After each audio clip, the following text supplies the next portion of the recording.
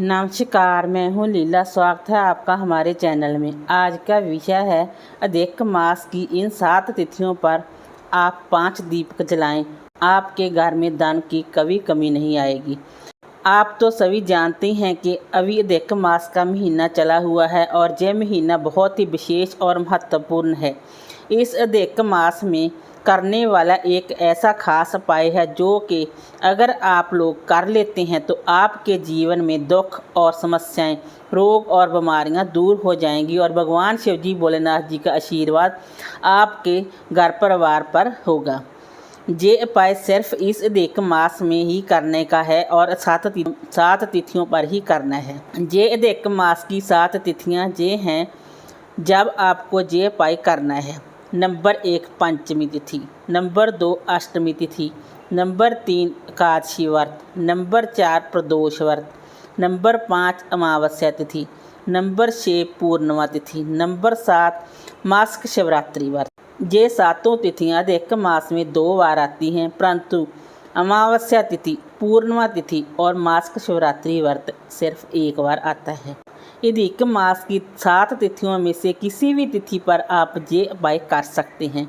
आप सभी तिथियों पर भी कर सकते हैं, पर किसी एक तिथि पर भी कर सकते हैं। मासिक धर्म में आप इस उपाय को ना करें।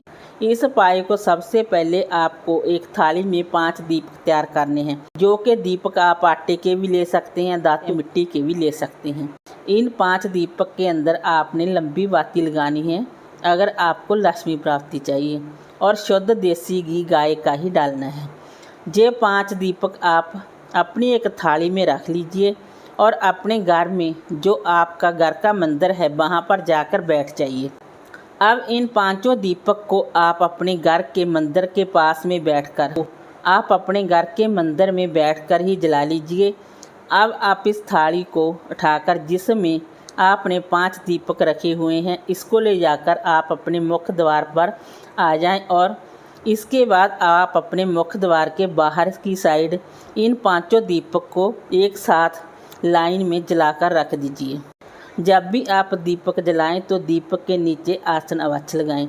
चाहे आप पत्तों का या फिर फूलों का आसन आप लगा सकते हैं, या फिर किसी कटोरी में, या फिर आप किसी पत्थर के टुकड़े पर रखकर ही दीपक जलाएं। डायरेक्ट धरती पर आप दीपक जलाकर ना करें। जब आप इन दीपकों को अपने घर के मुख्य द्वार के बाहर की साइड रख रहे हों तो उस समय आप भगवान शिवजी भोलेनाथ जी के नाम का जाप जरूर कीजिए। ओम नमः शिवाय मंत्र का जाप करें या नमः शिवाय मंत्र का जाप करें। भगवान से अपने घर परिवार के लिए प्रार्थना अवश्य कीजिए। इस उपाय को आप भगवान शिवजी भोलेनाथ जी के मंदिर में जाकर भी कर सकते हैं। अगर आप मंदिर जा सकते हैं तो आप मंदिर में जाकर भी कर सकते हैं। भगवान शिवजी भोलेनाथ जी के समक्ष आपने ये 5 दीपक जलाकर रखने हैं और भगवान शिवजी भोलेनाथ जी के मंत्रों का आप जाप करें। चाहे आप ओम नमः शिवाय मंत्र का जाप करें, चाहे आप नमः शिवाय मंत्र का जाप करें।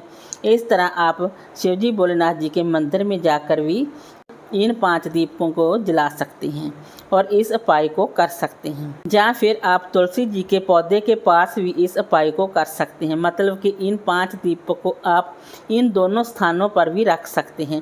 ये उपाय आपने शाम के समय करना है, सिर्फ इन 7 तिथियों पर ही करना है और सिर्फ इस अधिक मास में ही करना है। दीपक जलाने के बाद जब दीपक शांत हो जाए तो आप अगले दिन इस दीपक को या तो आप गाय को खिला दें, या फिर आप छोटे छोटे टुकड़े करके पक्षियों को भी डाल सकते हैं। या फिर अगर आपके दीपक मिट्टी के हैं तो आप चाहें तो आप भूमि विसर्जन भी कर सकते हैं। या फिर अगर आपने दोबारा यूज़ करना है तो आप दोबारा धोकर आप यूज़ कर सकते हैं।